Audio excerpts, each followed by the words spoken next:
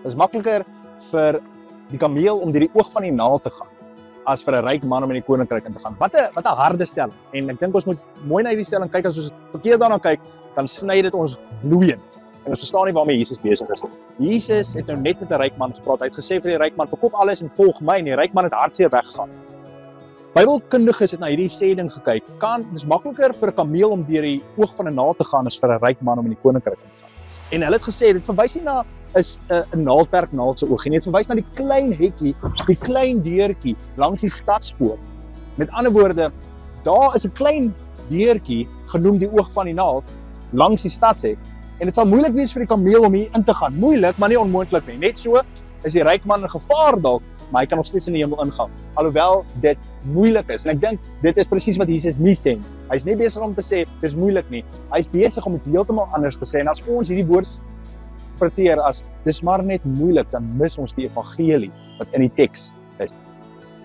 Die woord vir kameel in Grieks is kamelos. Raai wat is die woord vir tou? Dis kamelos. Nie die klein verskil wat daar is maar 'n letterverskil. Dink jy Jesus het dalk gesê nie kameel nie, hy bedoel tou.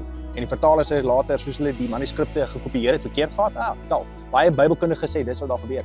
Hulle sê Jesus is eintlik besig om te sê dit is moeilik om 'n tou deur die oog van die naald te kry. En ek sê teen daai argumente. Maar ek dink as ons dit so interpreteer, mis ons waarmee Jesus besig is. Hy's besig om te sê dit is nie moeilik nie. Dis nie moeilik net om tou deur 'n naald te kry nie. Selfs as jy 'n dunner tou as hierdie het. Dis nie moeilik vir 'n kameel om deur die kwansy se klein hekkie te gaan. Ek dink waarmee Jesus besig is die volgende. Hierdie teks gee ons die evangelie. Wat is die evangelie? Die evangelie is 'n ryk man kan homself nie red nie. 'n Arm man kan homself nie red nie. 'n Man wat sy identiteit en sy redding vind in homself en enigiets wat hy is of wat hy doen, kan nie gered word nie. Wat Jesus vir ons sê is, as jy in enigiets vertrou buite hom, dan is dit onmoontlik.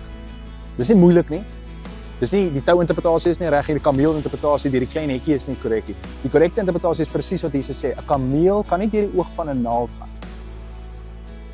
Net so kan 'n man wat in enigiets vertrou, rykdom of enigiets anders buite die Here homself nie red nie.